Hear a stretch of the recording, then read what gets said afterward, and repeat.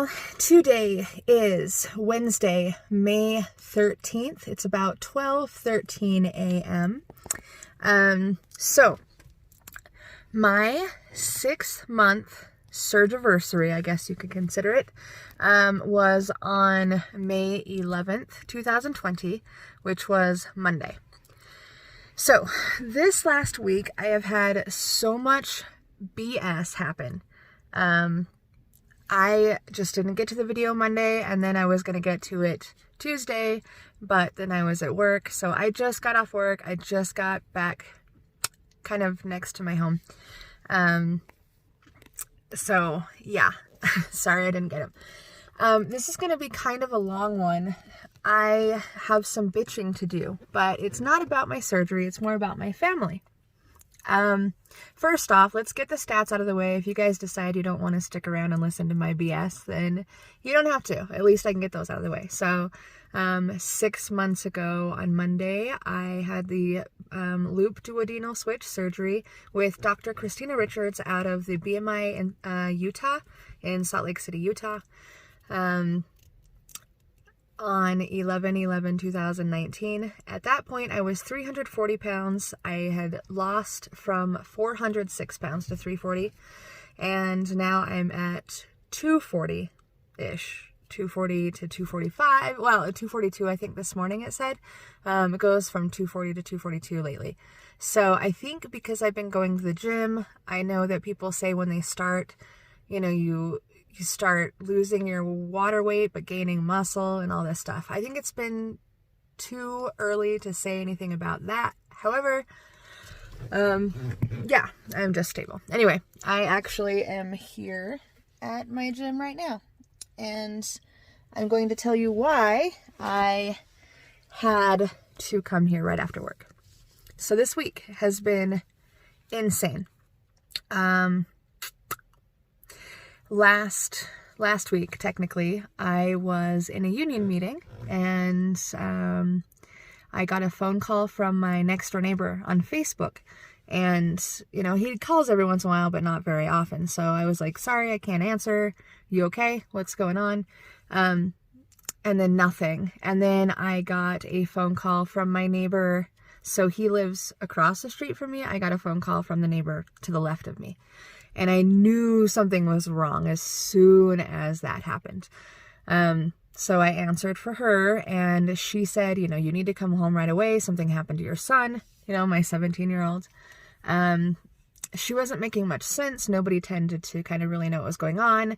She just said he was in the ambulance, and he's on his way to the hospital in Ogden, which I live in Layton, and I work in Salt Lake. So you guys don't know, it's like a close to an hour drive. Not that exactly, but especially the way that I drive. So anyhow, so of course I freak out, and I have to hop in the car, and I had to take off. It was about just about 8:30, 8:45 p.m. and this was, I think, Wednesday last week. Yeah, it was Wednesday. So he had come home drunk Wednesday morning at 4 a.m. His curfew is midnight. He's already in trouble. So he was supposed to be home. He came at 4 in the morning drunk, and, I thought he was just sleeping it off. But apparently he went back out with a bunch of his friends. And so here's what happened. I get to the hospital, and he is in the hospital room in the ER with like 4 security guards. 2 of them are pretty large. A whole staff of hospital people. You got 2 doctors and a bunch of nurses. He is strapped down to the bed. His arms and his legs are restrained. Well, his arms at least. He's got a collar on. They said they didn't know exactly what happened. They thought that he got thrown out of a car. I was able to look at my video camera, and it looked like he was in the back seat of his friend's car. They pulled up in front of my house on the street, pulled him out of the car and threw him on the ground and took off. I could tell from looking at him laying on the ground, and he tried kind of getting up, that he was on something. I thought maybe he had a drug overdose or something. So of course I'm freaking out. He was throwing up all over the street. Thankfully, my next door neighbor that had called me first had come out right after the guys had dropped him off, and he tried to help him. My son was trying to stand up, and he fell on the gravel face first, has this huge, now it's going to be a scar because he's a picker, huge thing here. He's got, his chin is hurt. So he just got tossed out of the car by these friends, and they took off. Apparently they went to McDonald's, and thankfully, thankfully, unthankfully, the driver, who is that 21-year-old kid that had been living with us for a while, and then I said my son was never allowed to see again, which he does. He got a DUI and I guess charges for having drugs on him. So he got arrested that same night. Thankfully, the other people in the car didn't, and I want to kill each of them for leaving my son in the middle of the road, so drunk and whatever else high that he could have choked on his own vomit. I mean, if it wouldn't have been for my next door neighbor finding him and like 3 of my neighbors coming out and calling the cops and taking him in the ER, the ambulance, he could have died. I mean, legitimately, he had such bad alcohol poisoning, and you know, he had tested positive for marijuana, which he usually does. But the kid also had some meth or something on him, MDMA. Anyways, so I'm at the hospital trying to figure out what's going on with my son. He is non-responsive, but he is so drunk. He's belligerent. It seemed like he couldn't even understand what was going on. But he was really, really upset, and he was screaming, and he kept saying he couldn't breathe. I kept telling him I was there and I loved him, and he kept calling me a fucking liar and saying he couldn't breathe. They finally took the collar off of him because he kept biting it and trying to get it off. So once they took that off, he kind of settled down. So I think he just felt like he couldn't breathe. But I had to wait at the hospital with him all night. So I got there probably about 9:30 or so. And he didn't wake up until 5 o'clock in the morning. So I had to stay there. I'm his mom. He's only 17. I would have stayed probably regardless, but he woke up still very drunk, but he understood what was going on. He said he went to go hiking, he was drinking, and that's the last thing he remembers. So of course he's making excuses for these friends of him that just dropped him off and just let him die, basically, or would have. You know, it wasn't their fault. I needed to go home and get no shoes because my shoes were wet because we walked through a waterfall. You know, my friends, I told them to drop me off if anything happened. Like, my husband had walked out the door as they were driving in my neighborhood. They saw him walking across the street. They could have flagged him down and said, hey, we need help with your son. But no, they pulled up, waited, got out of the car, yanked him out of the back seat, threw him on the ground. He obviously couldn't get up. He was vomiting everywhere, and then just took off. Friends, those are the fucking kind of people. I'm sorry. Today is not a good day. I am not happy. Those are the kind of people that he surrounds him with. And I give him blame for drinking because he is not of age, but he had the alcohol. He did it to himself. However, these 21-year-old people that he is hanging out with are completely responsible for giving him the alcohol, and they should be responsible for taking care of him. So if he gets in that situation, they should have taken him to the emergency room themselves, or called me, called my husband, went up to the door and got one of us. Something. So I'm already pissed off about that. But my son's probation officer told him, you're not allowed to hang out with anybody. The only person he can hang out with is the person across the street that saved his freaking life. So what does he do? He spends about a day hanging out over there, and then again doesn't come home until 1 o'clock in the morning this morning. Well, I guess yesterday, drunk and high. Says he did ecstasy again. Same people. I don't know if the driver was there because I think he's still in jail. But we had a discussion. I told him, you can't keep doing this. This is my life too. You're 17. You are destroying me. You're going to give me a freaking heart attack before I'm 40.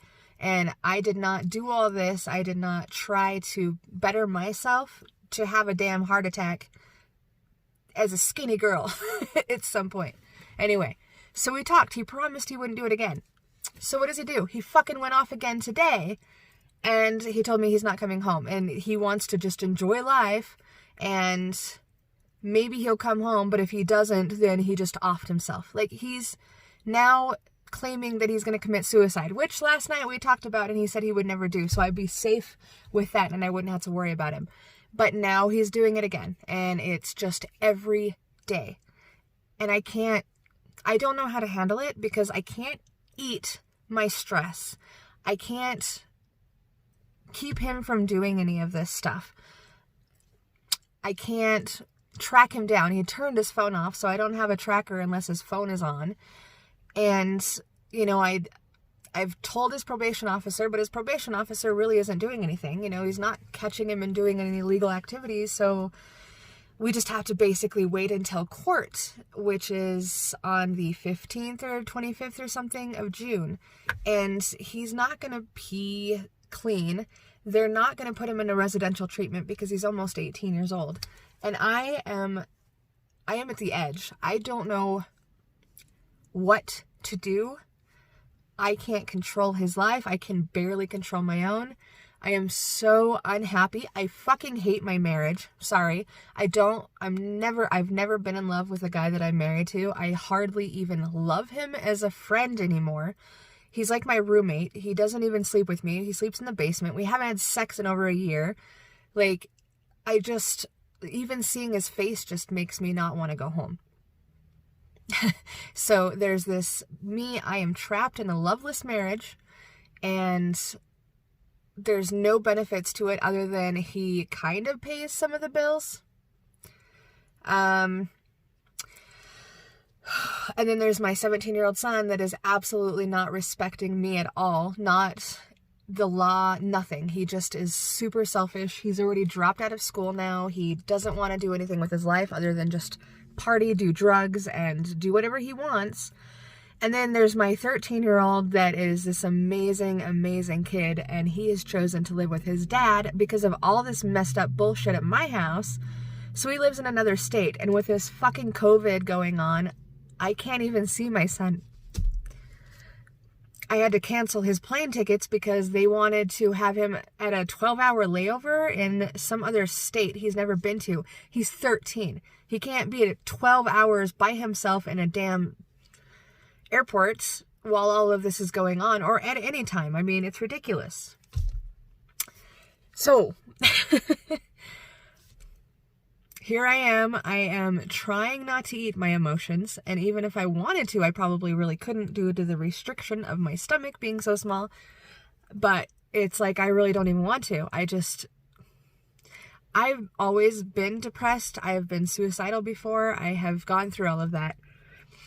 And to know that I can get a call at any moment saying that my son has killed himself, or that he has been killed by a friend, or a drug overdose or something, like, I get a lot of parents tend to go through that, but I don't know how to deal with it because I've always dealt with my emotions by crying and eating. And yeah, I'm crying a little bit, but I don't have the energy, and I don't know what to do, and I'm lost. So right after work, I decided I was going to come to my gym and try to get a workout in, because I just am so depressed. And somebody's pulling up next to me. I was hoping to have a day to myself, but it looks like I'm not the only one that wants to be here at 1 o'clock in the morning. Anyway, so yeah, that's how things are going. So instead of eating, instead of crying so much, I'm going to go inside to this gym. I'm going to change my shirt and get into some gym clothes, and I am going to work out and just try to feel better, I guess, about my whole stupid life situation, and see how things go.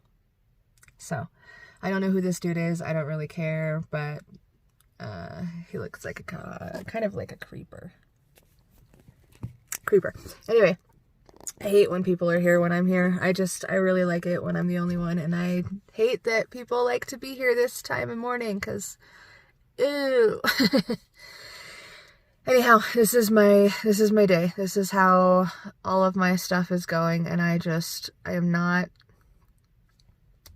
dealing with it well. So, sorry. Thanks for letting me complain. No better way or no better place to complain than on my channel. So, long week. I'm depressed. I don't know what to do. So I'm going to listen to some music. I'm going to exercise. And I'm going to hope that this is my new normal, that I can just exercise. Oh, one other thing. My friend and I went and got tattoos on Monday. So 2 days ago, kind of a day ago. Anyway, and I can't really show you. So it's this little koala bear up here. It's upside down. I'll show you when it heals. But I've also got a fish right here, but it's in this germ stuff, so for like 4 days it's gonna stay in there without being cleaned off, so it's gonna sit in its own plasma and be good. So anyhow, I'm gonna go in and I'm going to exercise a little bit, change into my other clothes like I already said. And yeah, thanks for hanging out.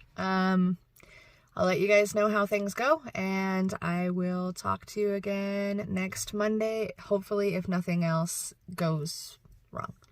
And I really hope it doesn't. So, love you all. Thanks for watching. Have a good one.